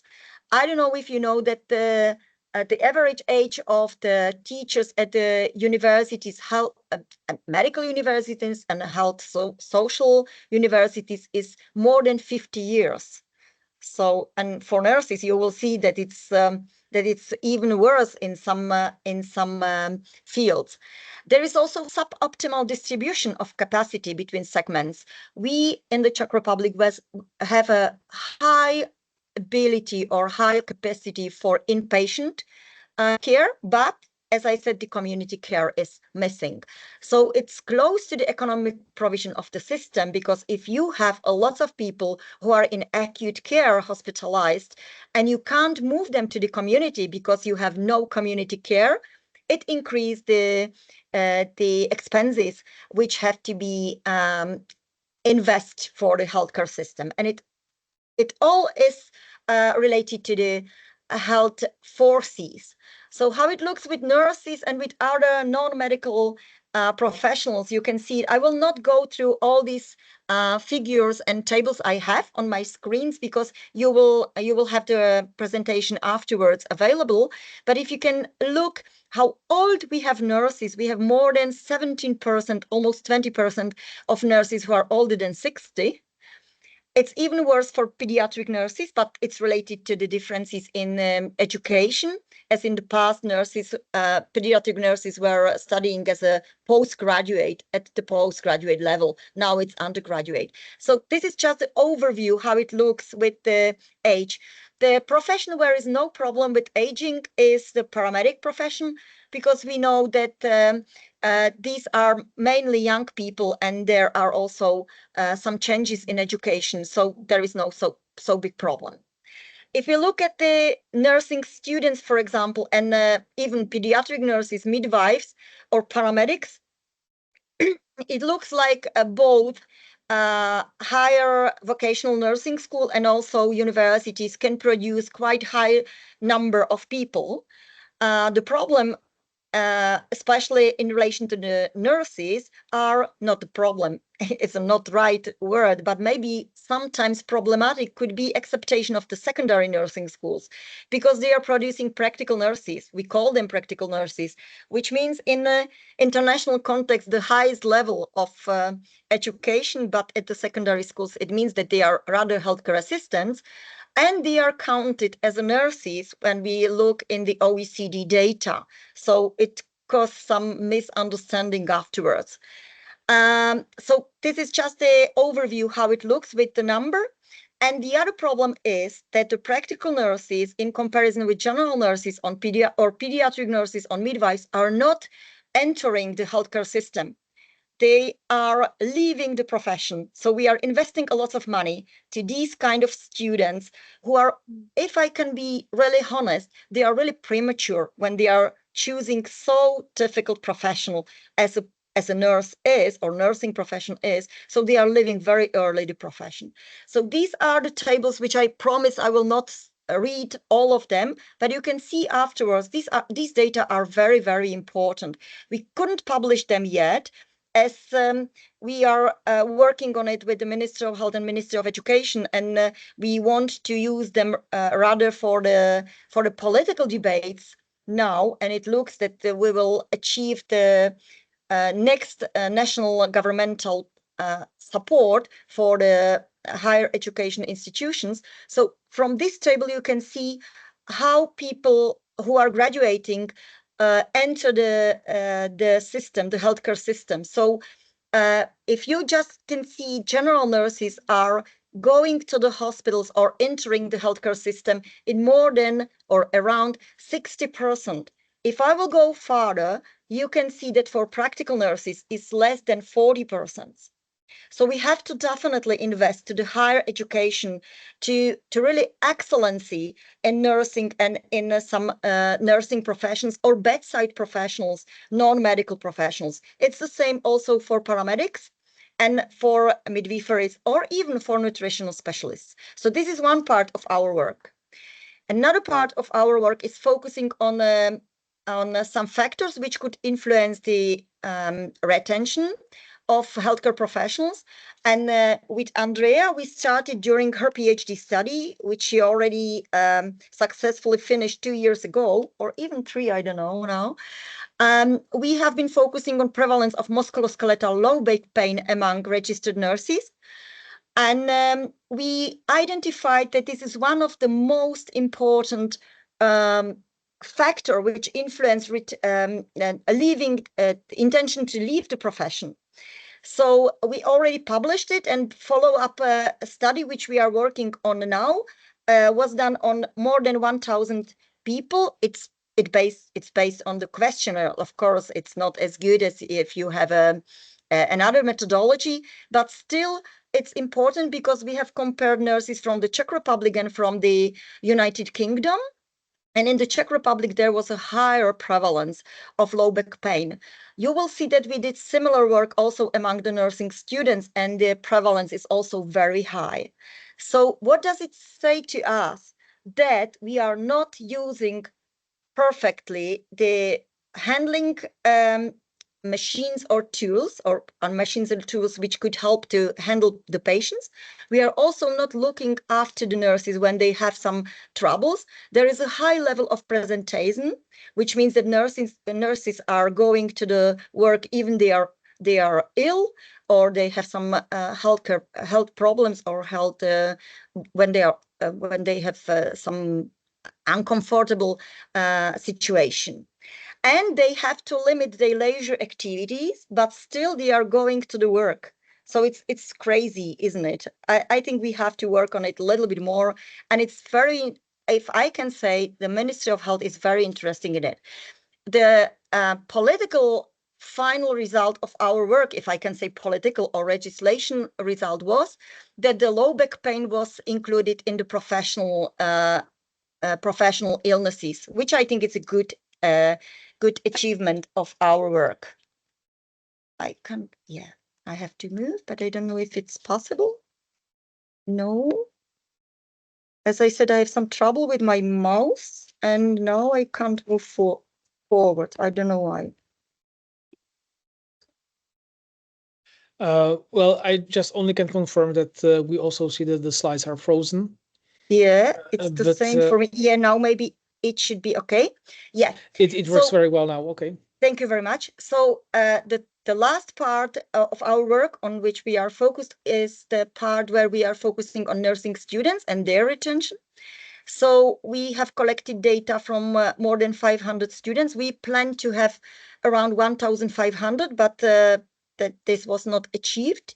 And as you can see, we have identified that the problem of low back pain is also the biggest issue in the students. But what is more important, the majority of students reported that they are bullying by nurses during the clinical practice.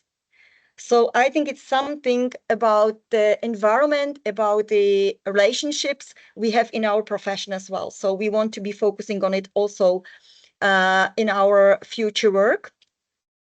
And we will publish, or we are planning to publish 2 articles based on it. One article which will be focused on determinants of nursing students' work ability, job demand, and control and support. And the second one will be focusing on navigating professional aspirations. In this moment, I would like to warmly thanks to Abanup, who helped us a lot with the Abanup Riyad, who was speaking already today and who helped us a lot with the data analysis. So hopefully this will be published as soon as possible. We have also some solutions or some suggestions how to influence the workforce shortage, and we will be very happy if we can join some your activities in it, and maybe join our work, or to find some possibilities to collaborate. So what we are working on now with the Ministry of Health about on a workforce planning, we have established a special national register for healthcare professionals. We would like to increase the capacity of the, not we, but in collaboration with Ministry of Health and Ministry of Education, we would like to increase the capacity of higher education institutions. We would like to support the provision of professional practice. We are working on some bonuses, or even on some support for retirement. We are working very hardly with people from the Ministry of Health on the composition of the healthcare education teams and establishment of workload criteria. And we also finalized just last week some suggestions for revision of registered nurses and other allied health professionals competencies for the bulletin of Ministry of Health. So as I said, we are cooperating with Ministry of Health. What I want to ask you, if you can help us with our other activity, which is focusing on equality in societal and professional recognition of nurses. The target groups are nurses and lay population. And if you can, once you will receive this presentation, if you can scan the QR code and help us with the data collection, it would be very good, or very much appreciated, because the data collection will finish on the 30th of June. And last but not least, we are also focusing on negative impact of the work in healthcare sector, of human resources work, like the prevalence of personal productive equipment usage and relation to the professional injuries. So I tried to say as much as I can in quite a short time. Sorry if I was took our work, which is quite huge. Because I wanted to maybe find some new contacts for collaboration. And thank you a lot, Michal, that we can be involved in this work. And thanks to Andrea and Denisa and Abanup, who are closely collaborating with us.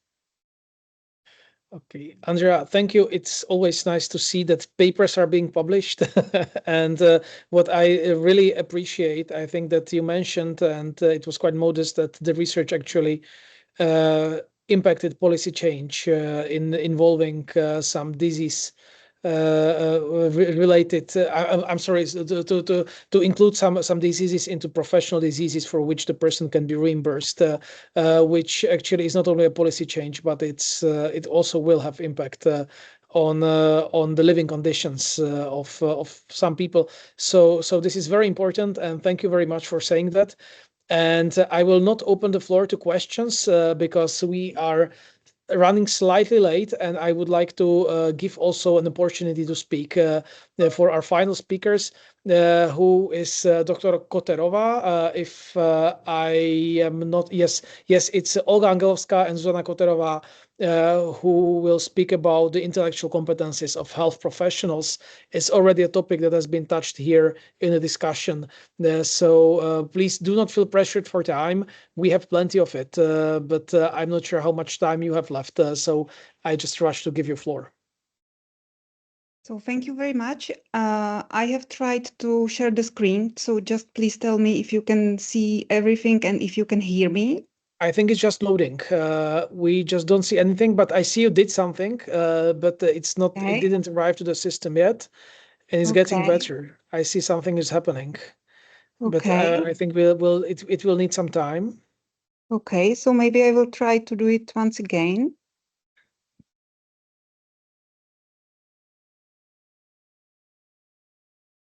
So yes, it works. now, This okay. is good. Okay, sorry. So thank you very much. So last but not least, my colleague Olga Angelovská and myself, Zuzana Koterová, from the Institute of Public Health and Medical Law from the First Faculty of Medicine, Charles University. We would like to introduce you to another topic that our team has been working on, which are the intercultural competencies of health professionals.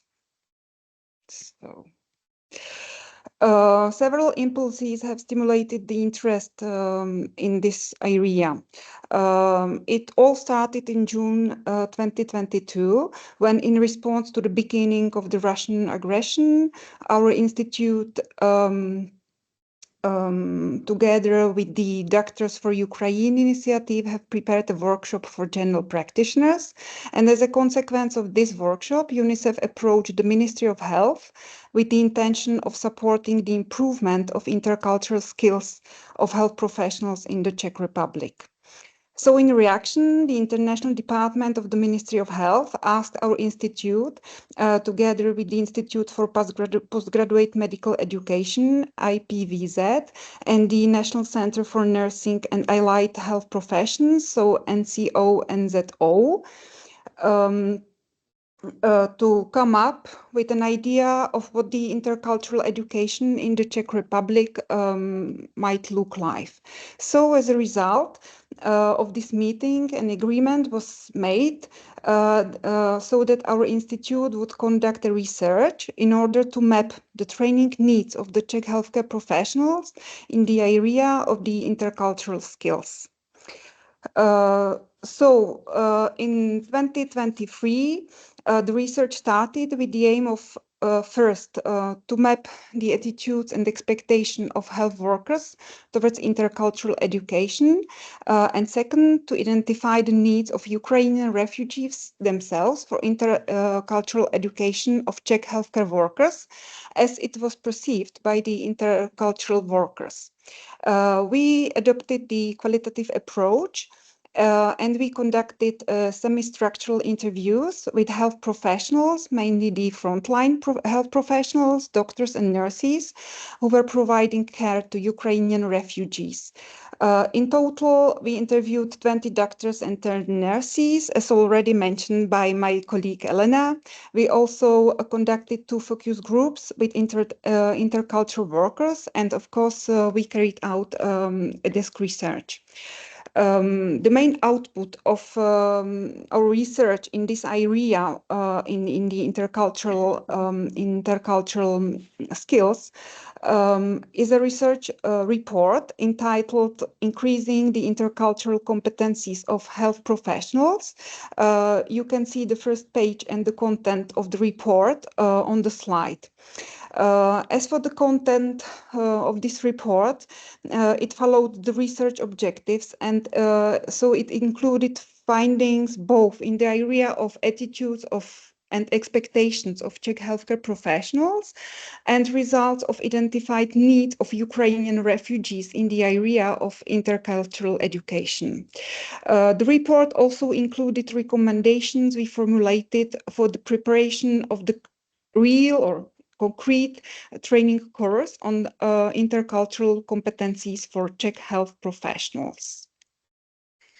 And actually, it was the main implementation of the report because it was the basis for the development of training program for health professionals, which Institute for Postgraduate Medical Education ran, and it's actually in the process. It's already running since the autumn 2023. It's called Cross-Cultural Communication course, and it's a part within the bigger training project for health professionals. We also provided the expert support. We provided the feedback on videos, on teaching content. We discussed some information connected with providing the healthcare to the migrants, because in our team there are several experts on immigration or providing the healthcare to the migrants, because my colleagues, they are working in the field for several years already. And creating the training program, it was in cooperation not just with the Institute for Postgraduate Medical Education, but also with the Ministry of Health and UNICEF. So this was the basic practical output, let's say, from our research and from the report. What more? There was also the other parts of implementation. We made toolkit to the educational program, provision of health services in a multicultural environment. We did it in August 2023. And I would like to also mention two other results, which were more like presenting our results to bigger audience, let's say. And it's these are two presentations which were presented recently in May 24. So at the beginning of May, there was the workshop for stakeholders. There was the round table in cooperation with Amiga. And what was great that there were the stakeholders, not just from the public sector, like from the ministries, but also from the non-profit organizations, and also, for example, from the hospitals. So it was really good to give the space for the discussion, the results with the people who are in a practical touch with the topic. And we also presented the results at the international conference NISPASI, which was run in Tbilisi in Georgia, like 2 weeks ago. And it was good that we could discuss it there, not just with the people from Ukraine, because there was several of them, and it was in our panel, there were several Ukrainian guys who were working within the public sector and discussing also the other topics of the Russian aggression, and not just from the health perspective. But there was also a lot of colleagues, for example, from Poland, and the Polish people, they are really solving very similar problems as we do within the health sector, and within solving the problems which this migration brings. What we plan for the 2024 and further, so we have now two main issues which we would like to finish. The first one is to make up the document which would consist the 10 principles for overcoming language and socio-cultural barriers for healthcare professionals. We plan to cooperate on it together with World Health Organization and Amiga. And the second issue is to publish our results. We already have a draft of the text, and the draft was discussed during the NISPASI conference. So we plan to publish it as soon as possible. We cooperated with several stakeholders from international and also national level. So we also mentioned that in our presentation. So just to sum up, from the international level, it's mainly UNICEF, because he was one of the, let's say, like nudging organizations which gave us the impulse to go in this direction. And also World Health Organization. And on the national level, so I just mentioned three, the main important. So Ministry of Health, Institute for Postgraduate Medical Education, and National Center for Nursing and Non-Medical Health Professions. So that's all from our side. Thank you for the attention, and feel free to ask any questions. Okay, thank you very much. Again, I would like to appreciate and emphasize that, again, this research branch managed to combine good publication output with results that are relevant to stakeholders. And again, our work actually changed something small but very important. And basically, thanks to the work of colleagues from Charles University, we have developed a course of cross-cultural competence of healthcare workers, which actually is something that is quite sought after. And only yesterday I received some kind of memo and email from the Ministry of Social Affairs that basically, and they were asking whether the healthcare sector is doing something to improve it. And now basically I can reply that yes, thanks to SYRI, the healthcare sector started to do something about it. And there is like some kind of synergy, policy synergy there. So thank you very much for that. And as I see some congratulations, and I would like to congratulate to all of you. But before we conclude this meeting, and before I tell you something about the organization of the next meetings, I would like to once again raise the floor, raise or give opportunity to comment, basically not only to the abstract or to the presentation of Dr. Koterova and Angelovska, but also to anything that has been said here. So if anybody wants to add something, comment on something, I think this is a good opportunity.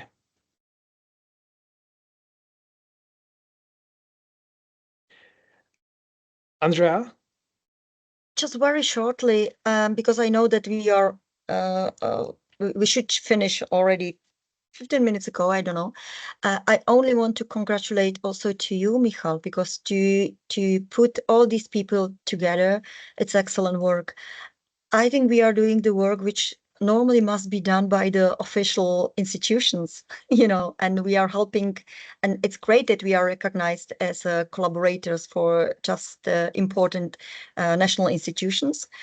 And what I wanted to say that maybe this meeting was for me not only informative, but very motivational. So I will be very happy if we can stay in touch.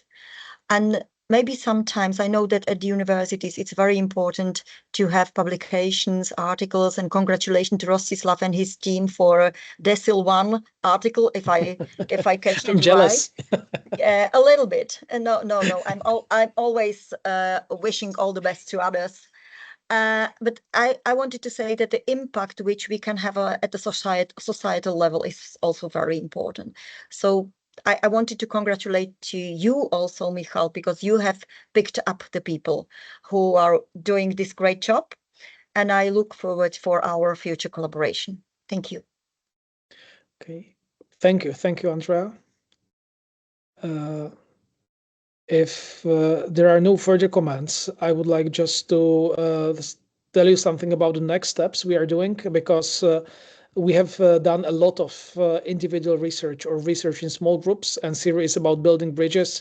And I think that we are actually learning to cooperate and actually to cooperate interdisciplinary in an interdisciplinary way. So I would like to advertise some events and some opportunities that we are going to undergo in the next few months. And basically the first thing that comes to my mind is the meeting with neurologists we are having on 20th of June. And basically I will send you an email if you want to join in person or by teleconference.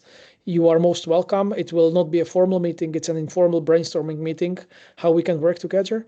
Then at the early September, in June and August, I think we will have enough time just to reflect, finish our papers, and also, of course, relax a little bit. But in the early September, we are having a conference with the largest health insurance company here, Všeobecná zdravotní pojišťovna, and basically already colleagues from the Academy of Science are invited. I spoke also with the colleagues from Charles University. And I think that also we already have invited colleagues from School of Economics, but maybe we can include even more of them. So this is the first event we'll be having in early September. It's 12th and 13th of September, and you are all welcome to join us. It's predominantly legal conference, but Thursday is legal and Friday is interdisciplinary. Actually, today, this morning, one of the very important member of our team, Dr. Jolana Kopsa-Tešínová, is not here, but actually she is literally here in Brno, like 1 kilometer away from me. And we met this morning and we together had a conference on palliative care. We had there a workshop for I would say 70 to 90 medical practitioners and students regarding palliative care. It was a huge success. And I would say palliative care is a topic that we are opening strongly now, because patient organizations reached us and asked us to do some research there. On May, we had, it was 2 weeks ago, we had a huge workshop in I will stop using the word huge. We had a very nice workshop at the Parliament where a lot of expert societies and and also members of the Ministry of Health and some members of the Parliament joined us, and we presented some research.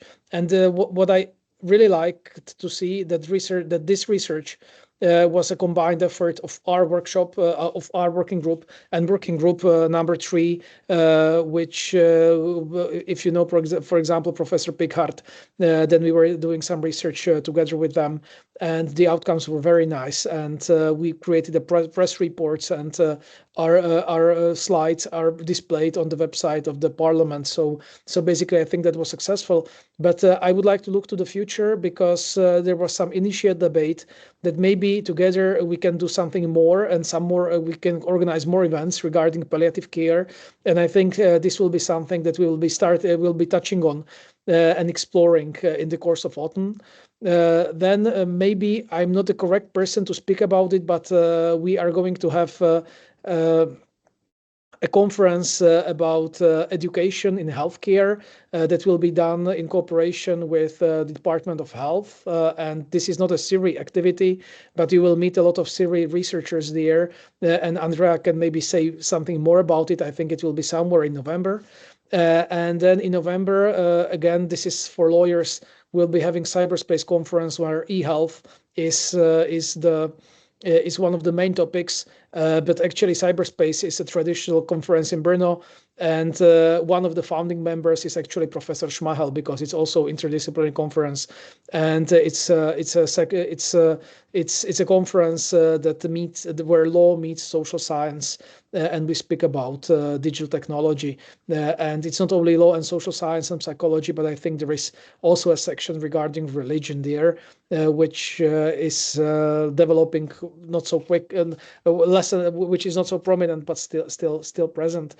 So those are main activities where I will try to invest my energy into in autumn. That doesn't mean that other activities are prohibited. Other activities are most welcome. And maybe I would like to also mention one extra thing, that this is the activity of our colleagues from Charles University, but they are exploring cooperation between our SYRI and Excellence projects in oncology, where we are thinking about some kind of qualitative research. And I see that Dr. Dobiashova is already nodding her head and smiling, because we are already in touch of doing something together. And basically, I think that Dr. Dobiashova will be leading it, if I'm not mistaken, but I would not like to presume too much in advance. So those are the activities I think will happen. Basically, I'm meeting other team leaders in June. So we'll have some news from the management of SYRI. And when I know something more, I will immediately shift it to you. And I think that we meet every month, but I think that it doesn't make much sense to meet in June. And I will try to make a meeting in August.